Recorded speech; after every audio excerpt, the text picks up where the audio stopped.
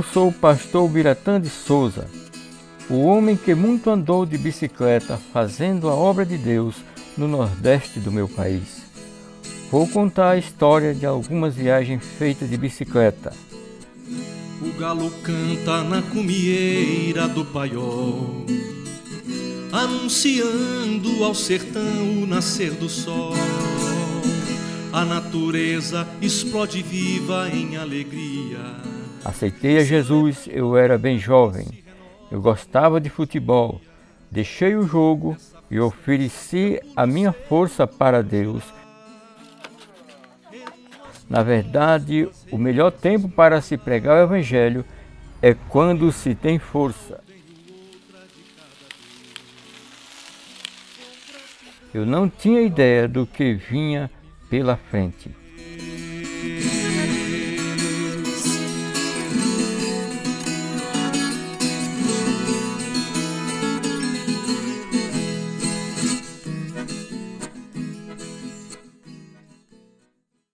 Esse cara revolucionou o sertão pedalando na bike dele, nessa bicicleta. Foi um verdadeiro, né? Esse cara fez uma revolução aqui. E se você quer conhecer melhor o histórico dele, você anda por onde ele passou. E pergunta, alguém conhece o pastor Biratã? Então, onde? Ah, não, ele passou pregando aqui há muito tempo. Ah, não, ele dormiu aqui na minha casa. Ah, eu lembro que ele esteve aqui. E cada um conta uma situação dele. Todos contam uma situação. O pastor aí foi um herói aqui no Desejado. Ele praticamente o primeiro pregador aqui da época. E eu agradeço muito a Deus porque ele disseminou a semente do Evangelho aqui e essa semente passou até nós. Ele era um cara que onde ele chegava ele construía. Ele é pedreiro, é carpinteiro, é marceneiro, ele fazia de tudo, era lavrador e depois pastor. Então todo o tempo ele gostou de construir, foi aquela pessoa que sempre gostou de lutar, de construir, inclusive aqui ele fez muitas casas aqui. Ele sempre foi sisudo, assim, calado na dele, mas um homem muito sábio, muito inteligente, assim, que Deus levantou para fazer esse trabalho. Então assim, não dá para calcular a quantidade de quilômetros que esse homem andou de bicicleta, o que ele fez e quantas bicicletas ele consumiu na estrada.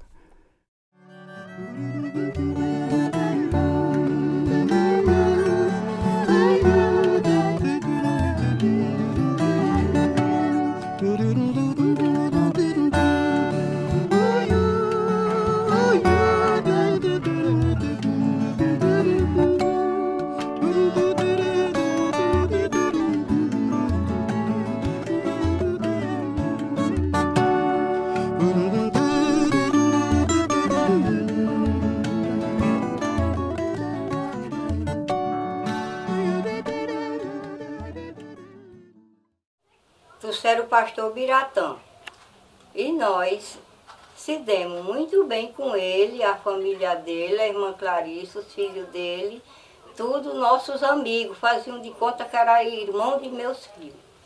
Lembro? Como que era? A primeira vez que ele veio foi de bicicleta. Ele chegou na casa de um primo dele ali, do Onildo. Aí eu estava com a roça longe. Eu caminhava muito para a roça, mas meu marido, mas meus meninos. Aí quando eu cheguei, minha filha mais velha disse, mãe, o pastor já está aí, mãe, o pastor já veio. Alguma vez, vou lhe contar, antes eu estava contando este caso, uma criancinha que eu criei deste tamaninho, que o pastor Biratã lembra dele, chama Maiara. E a menininha chorou, a menininha deu um choro, e nós calentávamos no braço, uma tomava, outra tomava. Era eu que criava, uma netinha. Cada quem queria cuidar da menininha. O pastor Biratã chegou aqui em casa e disse, o que é que esta criança tem? Sei não, pastor. Ela começou um choro e nós já vi que temos e a menina não cala. E aí o pastor Biratã orou. Quando o pastor Biratã orou, a menina soltou tanta urina. Foi bem aqui, ó. Saí daqui para aqui. Chega, correu o riacho. Que quando a menina urinou, calou. Estava doendo da urina e o pastor orou e Deus sarou. Os dias que ele viveu aqui, conviveu aqui com nós, A palavra de Deus que deixou. ele deixou a palavra de Deus, ele não deixou queixa, ele só deixou saudade. Quando saí, fiquei chorando. O Biratã não deixou coisa ruim aqui, não. Ele só deixou saudade e a palavra de Deus.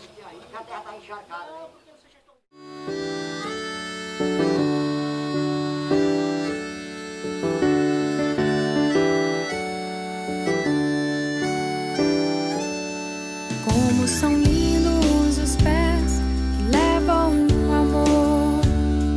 Como são lindos os pés que levam a esperança. Como são lindos os pés que levam a cura. Como são lindos os pés que correm pra ti, Jesus. Calça em mim as tuas sandálias. Calça em mim as tuas sandálias. Calça em mim as tuas sandálias. Meu Jesus.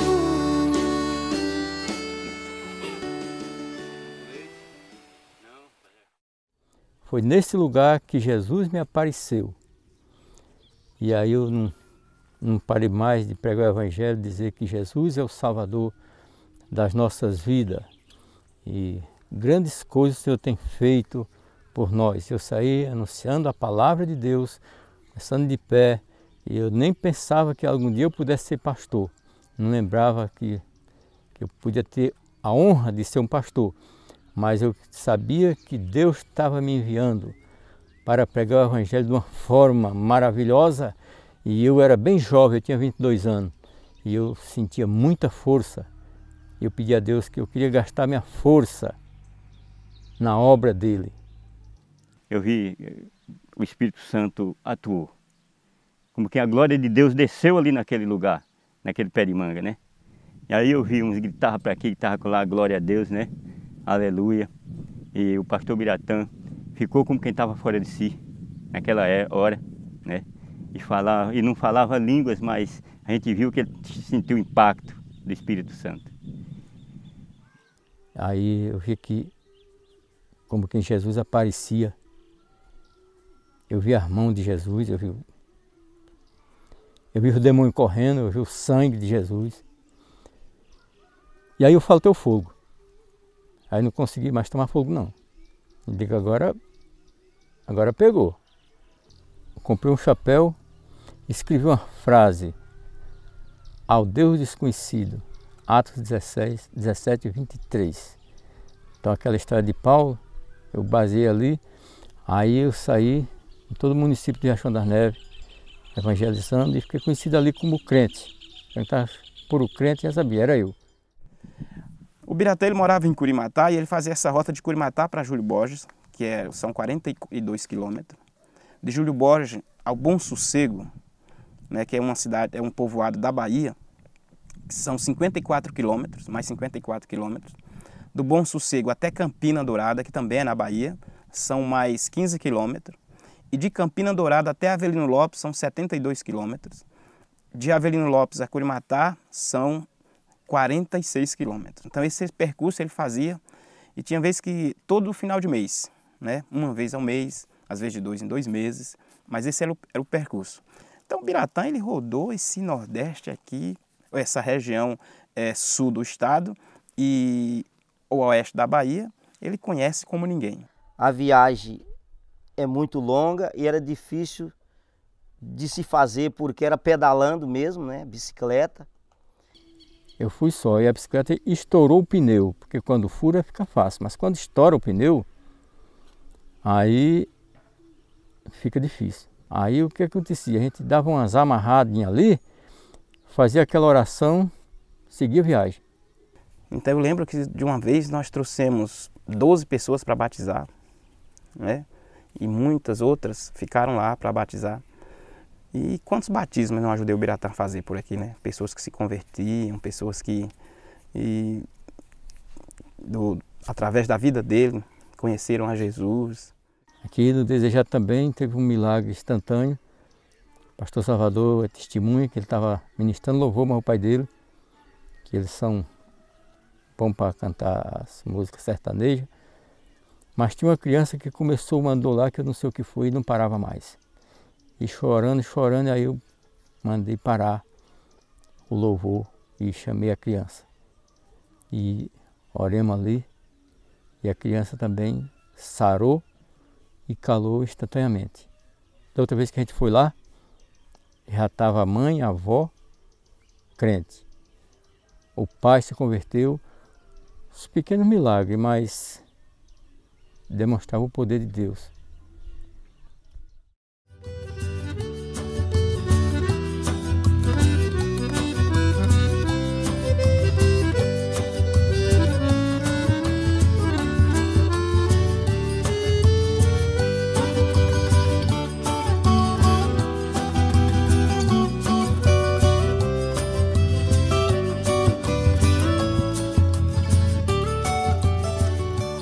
Eu me alegro muito, porque pelo poder de Deus, tem esta igreja aqui, tem mais outra ali, e o povo mesmo estão aí, os que se converteram.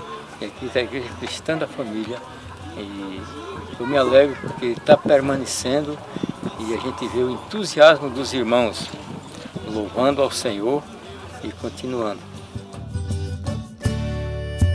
Quando no sertão eu ouço um trovão, olho para o céu e vejo a cerração. Sinto que o meu Deus está aqui. Quando olho para o povo cheio de aflição, pensando que não tem mais solução, é aí que eu vejo a mão de Deus agir. Vai chover no solo do meu sertão, e veja quanta terra rachada. Além do trabalho de Deus, ele tinha responsabilidade com o trabalho de Deus e também com a família. A gente não passava difícil porque a gente não tinha nada mesmo não, só tinha Jesus. E ele trabalhando na obra, mas o que ele podia fazer para deixar para a gente, não tinha salário também. Aí ele lutava muito, trabalhava na roça, no trabalho de Deus, mas ele trabalhava na roça. Ele buscava leite para ganhar leite para as crianças. E assim nós vencemos. Não foi fácil não, porque a gente também não tinha o salário suficiente, só que menos de um salário mínimo, com 9 filhos. Então eu tinha que trabalhar na obra, trabalhava na carroça, trabalhava de pedreiro, de carpinteiro. Era do que desse certo. E tinha que fazer a obra. E trabalhava na roça para completar o sustento da família. Então, assim, era um tempo que eles dependiam da força do seu braço. Se, né, como eu disse antes, se chovesse, eles plantavam e ganhavam. Senão, ia ter que sobreviver da caça, do mel silvestre, do leite, da vaca. Então, assim, era um tempo muito difícil. Como naquela época não tinha esse negócio de Bolsa Família, salário maternidade, porque se tivesse salário maternidade naquela época, o Biroso tinha se dado muito bem na vida, né? Pela quantidade de filhos e um perto do outro. Mas como não tinha, ele tinha que apelar para aquilo que estava ao seu alcance. Aqui era um buraco d'água, eu coloquei a lona e a água vinha na enxurrada e enchia. E ali é a casa que eu morei. Aqui eram as roças, onde eu trabalhava. A gente tinha medo de cobra, porque lá tinha muita cobra venenosa. Inclusive matou o vizinho. Eu fui na cidade de bicicleta, que é quem tinha bicicleta, fui correndo lá do Piqui. Quando eu cheguei lá já tinha passado, era cascavel, aí não deu ponto, socorro não valeu. E meu menino pisava em cada cobra lá, essa coisa desse jeito. Mas mesmo assim, nunca faltou o pão de cada dia. E na hora que o menino adoecia, a gente, como não tinha o que fazer, a gente orava e o milagre acontecia. Embora nós passamos por um aperto muito grande lá, que o meu filho Boaventura, um menino da idade dele, ele deu um tiro nele, dentro da casa. E essa foi a maior dificuldade que nós passamos. O maior problema que eu sei que o pastor enfrentou aqui foi quando, eu acredito que até hoje ele lembra que um filho dele levou um tiro frontal assim, e aquela bala não penetrou, aquela bala subiu assim. E aí, eu tenho pra mim, na época, eu não era crente na época, mas eu sei da história, e foi um grande milagre, e a mão de Deus protegeu aquela criança. Eu, para mim, eu chorei muito, como se o menino tivesse morrido, porque se você visse a situação da criança, você não diria que ele ia ter vida. Pegou a espingarda e atirou. Aí atirou, aí eu fiquei de joelho na hora. Aí o Silvino já estava perto de mim já. Foi o quê? Foi o quê? Aí o Silvino já saiu correndo lá para casa. Aí eu passei a mão na testa assim e o buraco assim na testa. Só o buraco, mas nem o sangue não saiu na hora. Aí eu disse, rapaz, você me atirou? E ele disse, foi. Aí lá tinha era numa sala. Aí o tiro entrou aqui, saiu cá em cima. E entrou assim na parede. Mas não tinha quem olhasse para não dizer que ele não ia morrer, o menino. Aí nós viemos para cá, trazer o menino. Aí todo mundo admirou por que esse menino morreu. Porque disse que só tinha visto tiro estanhar em testa de onça, mas de ser humano não. Aí nós viemos para cá e o menino, fomos esperar o menino recuperar. Aí todo mundo disse que foi um milagre o que aconteceu. O médico mesmo que olhou ele disse que foi um milagre. E a natureza festeja a sua chegada, e a terra já foi fecundada. É só zelar, colher e comer.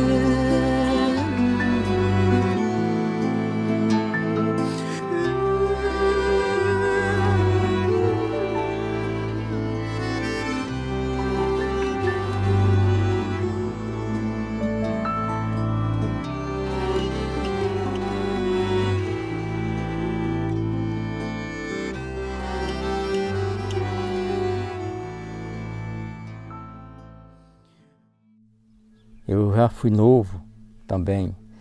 Posso dizer que hoje sou velho, mas nunca vi um justo desamparado. Deus não desampara os seus. Passa por dificuldade, mas sabe que a vitória vem aí. O último percurso que ele fez, ele estava com 50 anos. Daqui a 72 quilômetros. Ele indo para o Desejado. E ele, chegando em um determinado lugar, ele cansou. Ele disse, ixi, agora pegou, né? Em 60 quilômetros ele cansou. E quando ele cansou, desceu da bicicleta. E ele olhou de um lado, tinha uma laranja muito grande. E ele disse, aqui é um milagre de Deus. Ele me contou essa história, ele disse, rapaz, eu andei pertinho de ver o anjo. Se eu tivesse chegado e olhado logo, eu ainda tinha visto ele colocando a laranja lá. Isso foi palavra que ele me disse. E ele descascou a laranja, chupou a laranja, disse que recobrou as forças dele e foi embora tranquilo. Só Deus mesmo. É muito heroísmo, muita boa vontade de fazer a obra de Deus. Na realidade, ele foi meu segundo pai, né? Cuidou, investiu. Fui atrás quando no início da minha conversão, que eu quis sair fora. E sempre estava ali, me aconselhando e honrando também. Eu não fiz tanto na obra de Deus, mas eu sinto que esforcei na obra de Deus. Esses dias eu estava perguntando a Deus por quê? Esta obra, que tem andado tanto tempo e tem andado lentamente, por que esta lentidão toda? Que eu olho e não vejo, eu sinto vergonha do trabalho que eu fiz. o que Deus tem me mostrado, a experiência que eu conto e o trabalho que tem sido feito. E por que esse trabalho tão lento? Vejo os outros nessas grandes capitais por aí, é aquela coisa tão grande e o que eu faço tão pequeno. Só que Deus não me respondeu. Por quê? Ele me deu como uma visão e eu vi um caminho que eu já tinha caminhado muito, mas ainda tinha um restante para caminhar. E Jesus estava lá na frente me esperando. Então eu me alegro porque eu sei que Deus me espera.